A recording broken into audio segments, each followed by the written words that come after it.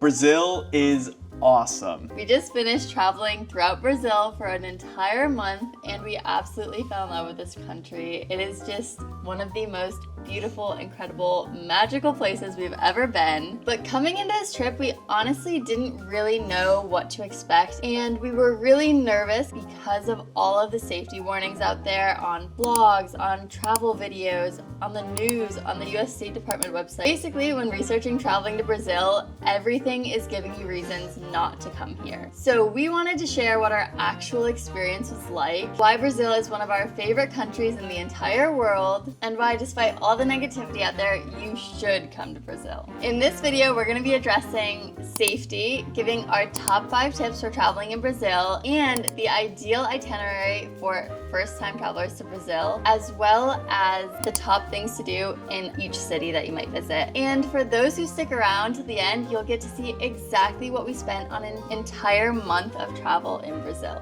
We honestly couldn't be more excited for this video, so let's dive right in. I would say there are 2 big myths about traveling in Brazil: safety and costs. So let's start out with safety. In Brazil, we were robbed twice. Sounds very scary, but let's elaborate a little bit. So our first time getting robbed was actually in Brazil's quote-unquote safest city in Florianopolis. We were headed into a grocery store. It was raining out, so we had an umbrella from our Airbnb with us, and we saw everyone else leaving their wet umbrellas just outside of the store in front. So we thought we would just do the same thing, and we went in, shopped and whatnot, and we came out, our umbrella was gone. So we lost an umbrella, bummer, but at the end of the day, no harm was really done. So that was our first robbery experience. And second, also in the safest island, safest spot in Brazil, Florianopolis, yeah. was by a literal monkey. Like literally a monkey. A monkey robbed us. No! No. Oh my god, Molly. We have a monkey in our house. Oh my god! I just stole our bananas! The thief! He's still eating our bananas. That's it. If it's not clear, we're making a joke. There was no real robbery. Each of these things were small incidents, you could say, and we felt really safe in Brazil, to be honest. We had very, very few instances of even feeling uncomfortable, I would say. Right. For the most part, we felt completely safe, completely at ease. It was nothing like I had imagined. I kind of envisioned that we wouldn't even be able to pull our phones out in the street to like check where we were going on Google Maps, you know? And I was so nervous, like how are we gonna get places? How are we gonna film a video? Because we love filming videos. I was nervous, like how can we have a camera out? How are we gonna film anything? How are we gonna get anywhere? But ultimately, what you realize when you get there is we live in a technology-driven world. Everyone has a phone. Every Brazilian person has a phone. And people use their phones sometimes in the street. I think the key here is to not be too flashy, of course, but if you're walking, you need to check which way to turn, you can open your phone a little bit. Just stay aware of your surroundings, right? It's basic street smarts that you would use in any large city. I know there's like a huge issue of phone theft in London. Use your head. It was totally fine. We were able to film some amazing videos, which I hope you guys enjoyed, and we had so much fun doing that. So the fear around electronics and all that in Brazil, definitely you can put that at ease. The next category of safety that we want to talk about is being around at night, nighttime safety. Us too, we aren't really folks that stay out too late. Usually we're in by 9. But when we first got to Brazil, we were extremely nervous about being out at night. Even on the first night, we were so scared that we had to be inside right as sunset was happening or else we were gonna get robbed. It's funny to look back on kind of our habits at the beginning of our trip versus the end. Yeah, it's safe to say we were totally fine. We were just like looking around constantly, head on a swivel. But it was, again, looking back, you're totally fine. Just you need to know which neighborhoods are safe, and if you have a route or know where you're going to, just walk with your head up. And we can't really speak to anything after 9 p.m. because we did not stay out later than 9 p.m. except one night we went to an NFL game in Sao Paulo. We took the metro back, walked from the metro station to our apartment, and we felt totally safe. So that's the only experience we had out at night. We didn't go to any clubs. I know that there are risks with drugging incidents in clubs, so be careful, be aware of your surroundings. We can't really talk to that, but other than that, during the day and up until 9 p.m. at night, we felt really comfortable being out. But if you don't feel comfortable, just remember you can always take an Uber. Uber is really prevalent, so if you don't feel safe, you don't have to walk at night. You don't have to leave your place at night. It's just something that we did and we felt comfortable with it. The last little bit we want to talk about safety is just general safety tips or knowledge. It is true that there are unsafe parts of Brazil, unsafe parts of all of the cities that we visited, but it's important that you know those areas, and if you're a tourist, to generally stay on the tourist path. From our experience, locals are there to help you if you're not on the right path or if you're getting off the path. One time when we were in Salvador, we were looking for an ATM to withdraw some money, and we started getting off the tourist path into a neighborhood maybe we shouldn't have, and a local stopped us and said that we didn't want to go down that road, and we should go back to the tourist area. So we did. We found the locals to be really friendly, really helpful, and trust someone if they say, don't go in that neighborhood. All in all, as a tourist in Brazil, if you are staying in the tourist areas on the tourist path, based on our experience, I can say that you would feel safe being any of the places we were in. Now moving into our next category, which is tips.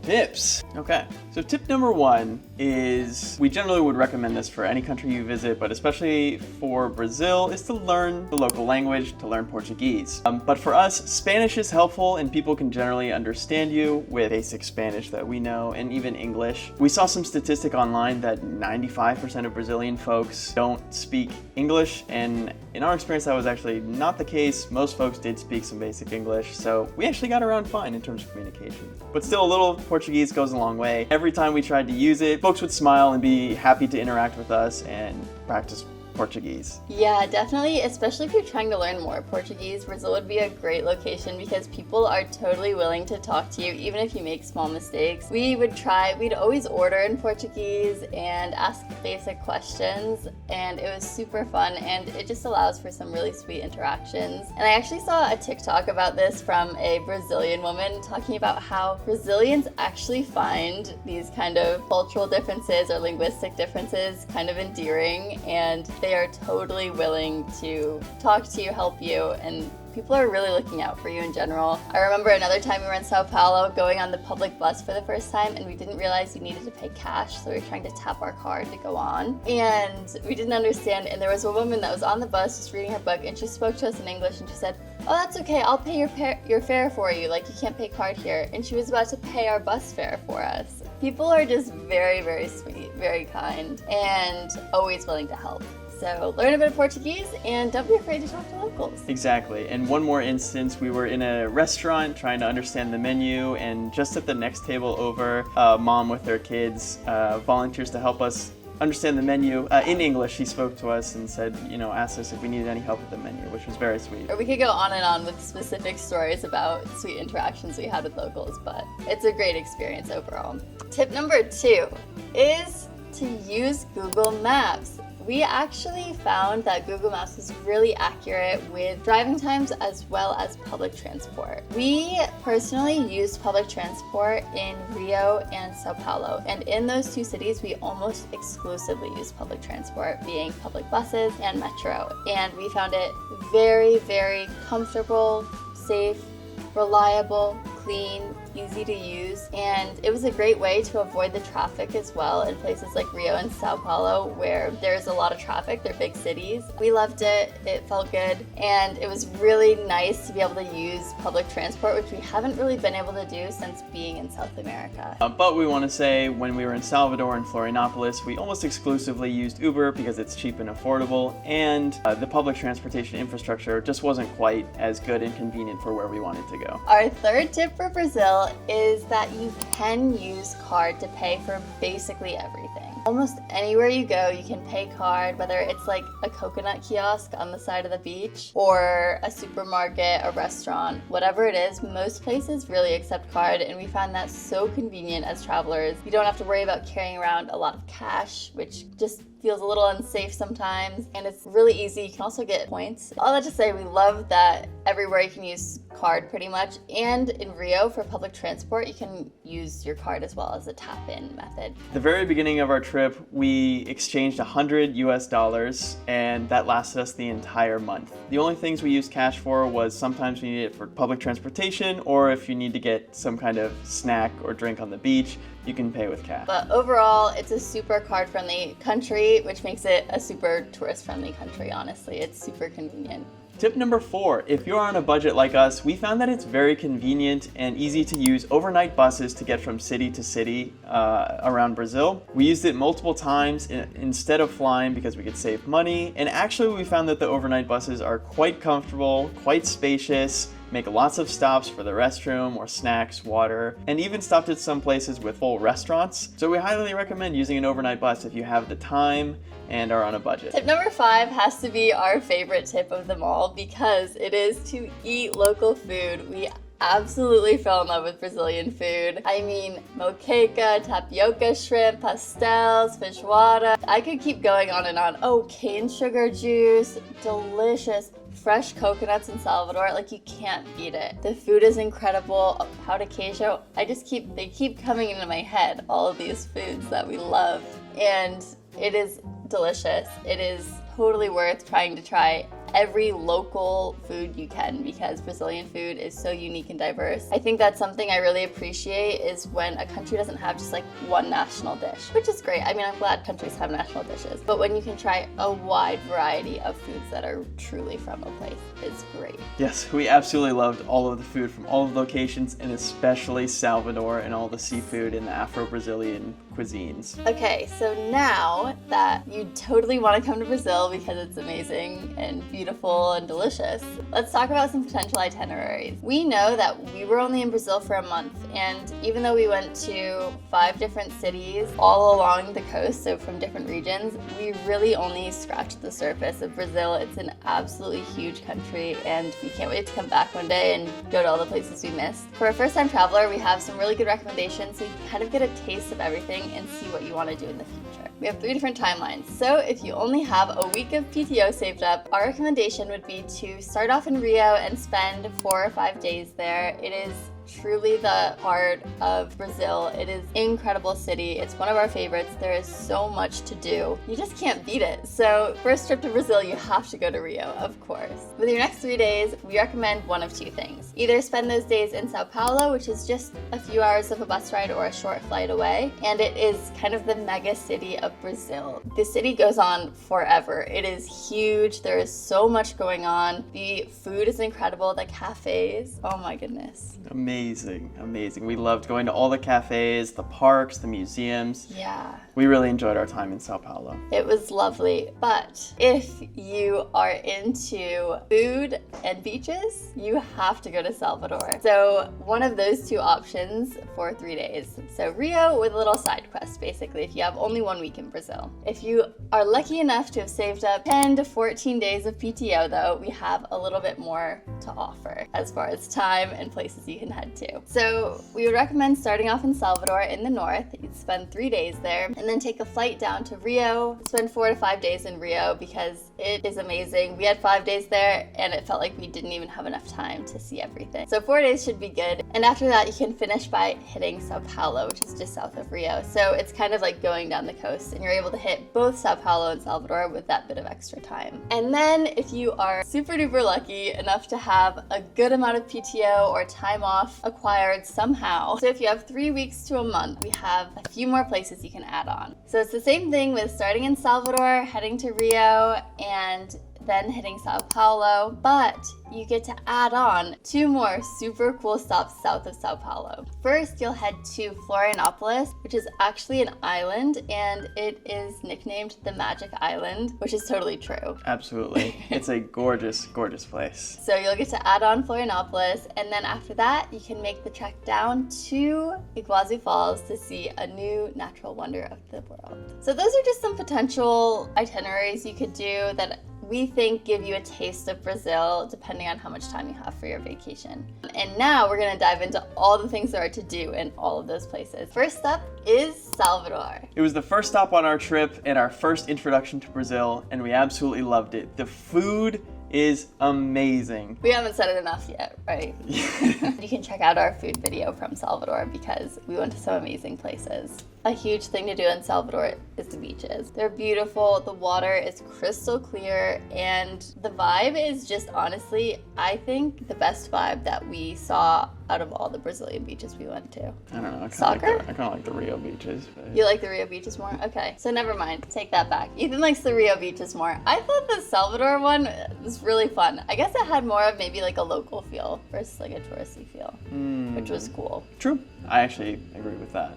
All that to say though, the beaches are lovely everywhere in Brazil, but also in Salvador. And finally, seeing the old town, seeing the colonial architecture and the old churches. It's so colorful. The streets are beautiful. Next up is Rio. We loved Rio, spoiler. So the number one thing to do in Rio has to be the Christ the Redeemer statue, which is a wonder of the world. And I was a little skeptical of this activity going into it. First of all, it's fairly pricey, in my opinion, for what it is. And I'd heard online some people just being kind of unimpressed with it generally compared to other world wonders like Machu Picchu or the Great Wall or something like that. So I came into this activity skeptical, but I absolutely loved it. I mean, it was so fun. We got the first train up. It was kind of cloudy, but we were able to end up getting some great views. It's just something you have to see in your life, I think. If you're in Rio especially, it's totally worth seeing. And I know the Sugarloaf Mountain cable car is also popular, but that's fairly expensive as well, so we opted to just choose one and we went for Christ the Redeemer, and I'm really glad we did.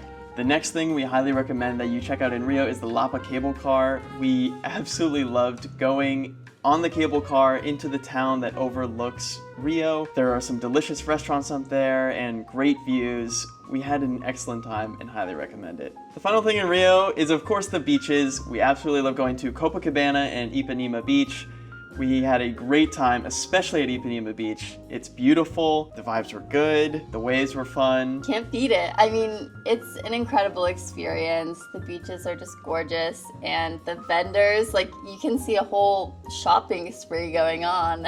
Yeah, there's a reason they're known as some of the best beaches in the world. Next up is Sao Paulo. Sao Paulo is a place that is often skipped in Brazil itineraries. People say, it's just a mega city, what you gonna do there, no beach, yada yada yada. We actually enjoyed it. We had a lovely time. We really enjoyed going around Sao Paulo for its cafes and the food. We really especially enjoyed the parks and the museums. And you can even rent a bike at the park that is like a 2-person bike, and you can go around. It's really fun. Next up, we have the Magic Island. Florianopolis. One thing we really loved to do on Florianopolis was going sandboarding. The dunes near the beach are super fun, they're beautiful, and you can rent a sandboard for an hour for maybe $5 or $6 and just zoom down the dunes. It's so fun. Ethan crashed, which was so funny. I got a mouthful of sand, but we had a great time while doing it. And the next recommendation we have for Florianopolis is doing the Lagoina de Leste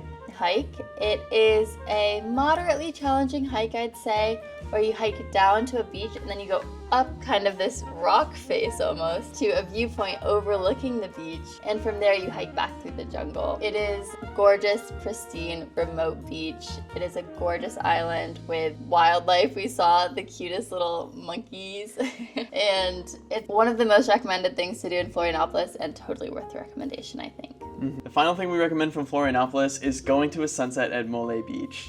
Stunning, stunning. It was an amazing sunset. We really loved it. It was like no other sunset we've ever seen. It was so beautiful. And our final recommendation for all of these locations is to eat as much acai as you can. You can't go wrong just about anywhere you go. We had so many delicious acai bowls, and we had it for dinner more times than we'd care to admit. It was just our favorite. True. We miss it already. We really do. And lastly, Iguazu Falls. Just go and see the falls. It's pretty touristy, but the falls are really amazing. And we only went on the Brazilian side. I know a lot of people say you should go on like Brazilian and Argentinian because you get different viewpoints. We felt that the Brazilian side was enough for us. No complaints. So, back at the beginning, I said there are 2 myths about Brazil. One is safety and one is price. And now we're gonna address the price part. Reading blog posts, I kind of thought that Brazil was out of reach for the average budget traveler. We are full-time travelers right now. We're on a budget of $100 a day, averaged out across places. And we originally were concerned that we wouldn't be able to make Brazil work because of budget reasons, based on what we'd kind of just read in travel blogs, honestly. But we found it to be doable for a budget traveler. We did cook a lot, to be fair. We cooked at home in our Airbnbs or whatever,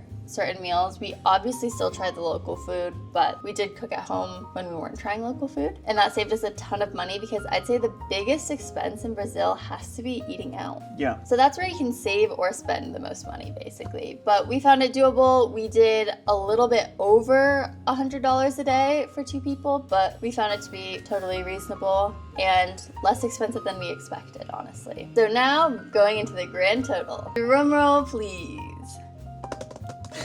The total for 2 people to travel Brazil for an entire month was $3,572.49. So that is the total for 2 of us. We went to Salvador, Rio, Sao Paulo, Florianopolis, and Iguazu Falls during that time. It also includes our flight to Brazil, which was from Bolivia, so it wasn't too expensive. It was $597 for both of us. But we'll break down that number a bit for you. So for our first stop in Salvador, which we spent 10 days in, we spent $1,434.34. This number specifically includes our flight of $597, and it also includes a very special dinner for our 4-year anniversary. In Rio for 5 days, we spent $720.43, including our overnight bus to get there from Salvador, which was extremely long. Yeah. It was insane. And in Rio, I'll also point out that we did eat acai for dinner most nights. So that was a big money saver. Next, Sao Paulo. For 5 days, we spent $571.37. And in that, we honestly really prioritized checking out different cafes in Sao Paulo. So a lot of that was going to cafes, restaurants, dinner. It was great. It was a lot of fun. For Florianopolis, for 5 days, we spent $407.26. And for Iguazu Falls, for 1 day, we spent $205.99. Iguazu Falls also includes our overnight bus from Florianopolis to Iguazu Falls in it, so it's not necessarily being at Iguazu Falls that costs that much, just to be clear. I think we spent about 20-something each for our tickets to get into the falls on the Brazilian side. And now let's break it down into category. For accommodation, we spent $658.24. For activities, we spent $206.47. For transportation, it was $493.02. For flights, it was the $597. We also spent $71.50 on eSIMs to stay connected in Brazil, not an ad. Yet. On food, we spent $1,306.27. And lastly, as Americans, as of maybe a year or 2 ago, we need to pay for a visa to get into Brazil. So total for us both was $161.80. In other words, $80.90 per person per visa to get into Brazil. And it's an e-visa, so you can do it all online. Ours took just a few days to process, max a week, but I would do it at least a decent amount in advance so you're not stressed about getting it before you get here. Going back to the categories, as you can see, the biggest spend category by far was food for us. We love trying local food and the food was great, and it's undoubtedly the most expensive part about traveling in Brazil. But keep in mind, this was also us being here for a month, so we were in places a bit longer. We were able to get groceries, we were able to cook, which saved us a good amount of money. If you're planning on only eating out, just budget a little bit more for that, I would say. You can expect, if you're going for like a fairly affordable meal for 2 with like no drinks, maybe $20 total on the cheap end. 30 or 40 on the high end. Take everything with a grain of salt. These are what we spent. Maybe it can help you get an idea, but you obviously know your spending habits best. And you may notice that the categories we just listed don't add up to the total. There were some categories that we thought were kind of superfluous just because they're categories specific to us being full-time travelers, like laundry, hygiene products, a haircut. So we left those out just to keep the numbers maybe more realistic for you. But yeah, that's what we spent. Every dime, every nickel, every penny. Everything. And if you want to know more about what we spend as full-time travelers in all the other countries we've been to, check out the description where I have linked our newsletter and our Substack, where we just released our quarterly expense report of how much we spend in 3 months as full-time travelers. Yeah, and the newsletter is full of also funny stories and little tidbits about where we're at, where we're going, and what it's like to be full-time travelers. But anyway, thank you so much for watching this video. If it's not clear, I just want to reiterate that we absolutely love Brazil. It was one of our favorite countries ever, and it was so different than we expected. I remember just being so nervous going there, talking to my mom and being so nervous. Treat it as any other large city, as any other foreign country, and you'll be just fine and you'll have an amazing time. Absolutely. If you are interested, and if you've watched the end of this video, I'm sure you are, in going to Brazil, you should come here. And if you have any further questions, please comment them down below and we'll try to help out as we can. Yeah, thank you so much, and see you in our next country. Love always. And Minnie. Bye.